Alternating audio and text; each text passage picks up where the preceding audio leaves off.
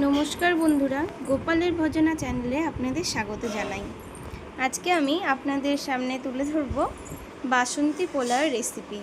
তো বাসন্তী পোলাও বানাতে গেলে যে উপকরণগুলো লাগবে, এখানে গোটা গরম মশলা, তেজপাতা, আদা, এখানে কাঁচা লঙ্কা কুচি, কিশমিশ, কাজু, আর এখানে আমি আগের থেকে গোবিন্দভোগ চাল ভালো করে ধুয়ে জল ঝরিয়ে রেখেছিলাম এবং সেটাতে নুন, হলুদ, দারচিনি আর ঘি দিয়ে ভালো করে মাখিয়ে রেখেছিলাম। আজকে আমি এখানে 3 কিলো চালের পোলাওয়ের রেসিপি আপনাদের দেখাচ্ছি। তো চলুন শুরু করা যাক আমাদের রান্নাটা। এখানে আমি কড়াটা আগে থেকেই গরম হয়ে গেছে, গ্যাস অন করা ছিল। এখানে সাদা তেল দিয়ে দিলাম আর আধাটা পরিমাণ ঘি ইউজ করলাম। তেলটা পুরো গরম হয়ে গেছে।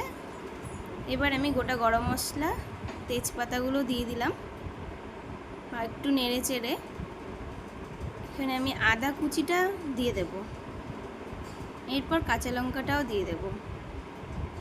হালকা একটু নেড়ে তারপর এখানে কিশমিশটা দিয়ে দেব। কিশমিশটা আগে থেকে আমি ভালো করে ধুয়ে রেখেছিলাম, এখন আমি কিশমিশটা দিয়ে দিচ্ছি। কিশমিশটা একটু ভালো করে ভাজতে হবে, হালকা লাল হয়ে এলে তারপরে আমি কাজুটাও ধুয়ে রেখেছিলাম সেটাও দিয়ে দিচ্ছি।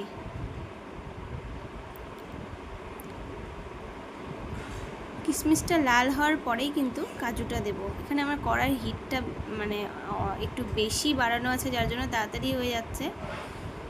তো আমি বেশিক্ষণ ভাজবো না, যেহেতু এগুলো লাল হয়ে এসছে। এই জন্য আগে থেকে মেখে রাখা গোবিন্দভোগ চাল সেটা আমি এর ভেতরে দিয়ে দেব।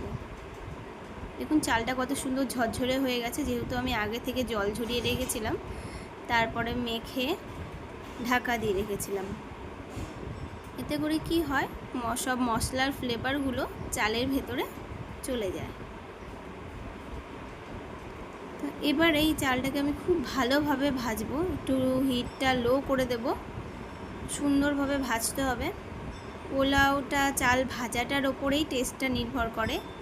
তো আমি প্রায় 10 মিনিট ধরে এই চালটাকে ভেজে নিয়েছি। দেখুন ভাজাটা প্রায় হয়ে এসছে। এবার আমি এখানে আগে থেকে একটু গরম জল করে রেখেছিলাম। জলটা আপনারা পরিমাণ মতোই দেবেন। আমার যেহেতু আন্দাজ হয়ে গেছে, তো এখানে আমি 3 কিলো যেহেতু চাল, এখানে 6 লিটারের মতো জল আমি গরম করে রেখেছি। দেখুন চালটা খুব ভালোভাবেই ভাজা হয়ে গেছে। এটা কিন্তু একদম লো ফ্লেমে রাখবেন, নাহলে কিন্তু চালের তলাটা লেগে যাওয়ার চান্স থাকে। এবার আমি এখানে জলটা অ্যাড করব। প্রথমে আমি একটা 1 লিটারের মগ দিয়ে মেপেই তুলে দিচ্ছি জলটা। বেশি জলের পরিমাণটা হয়ে গেলে পোলাওটা একবারে নরম হয়ে গেলে খেতে ভালো লাগে না। এখন আমি জলটা দিয়ে দিলাম, এটা আস্তে আস্তে ফুটতে থাকবে। এখন গ্যাসের ফ্লেমটাকে একটু বাড়িয়ে রাখতে হবে, যাতে এটা ভালোভাবে ফুটে যায়, সেদ্ধ হয়ে যায় চালটা। আপনার জলের পরিমাণটা যদি মনে হয় যে না একটু অ্যাড করতে হবে, গরম জল করা থাকলে পরেও একটু অ্যাড করতে পারেন। এবার এখানে আমি একটু লবণ দিয়ে দিচ্ছি স্বাদ মতো। আগে থেকে যেহেতু মেখে রাখা ছিল, যার জন্য আমি বেশি লবণ দিলাম না, তো অল্পই দিলাম। আবার পরে একটু টেস্ট করে দেব। চালটা মোটামুটি আধা সেদ্ধ হয়ে গেছে, আর একটু ফুটতে দেব। তারপর আমি এখানে চিনি অ্যাড করে দিচ্ছি। চিনিটাও আপনারা স্বাদ মতো দেবেন। আমি 1 ঢাকনা মতন চিনি দিয়ে দিয়েছি। পরে যদি মনে হয় আর একটু আমি অ্যাড করে দেব, টেস্ট করে দেখে। তো আমি চিনি লবণটা একটু কমই প্রেফার করি। তো দেখুন আমার পোলাওটা অনেকটাই ঝরঝরে হয়ে গেছে। তো এবার আমি এখানে গরম মশলা গুঁড়ো অ্যাড করে দিচ্ছি।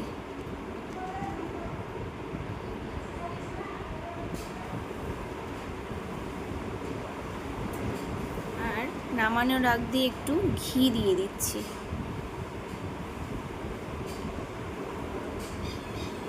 আমি ভিডিওটা একদমই কেটে করলাম, কারণ কি ওই সময়টাতে ঘাটতে গেলে খুব সমস্যা হয়, আমি যার জন্য ভিডিওটা করতে পারছিলাম না। তো বন্ধুরা দেখুন, আমি এটা প্লেটে সাজিয়ে নিয়েছি। এটা আমি পনির বাটার মশলা, বেগুন ভাজা, আলু ভাজা, স্যালাডের সঙ্গে সার্ভ করছি। আর আপনারা আপনাদের পছন্দ মতো জিনিসের সঙ্গে এটা খেতে পারেন।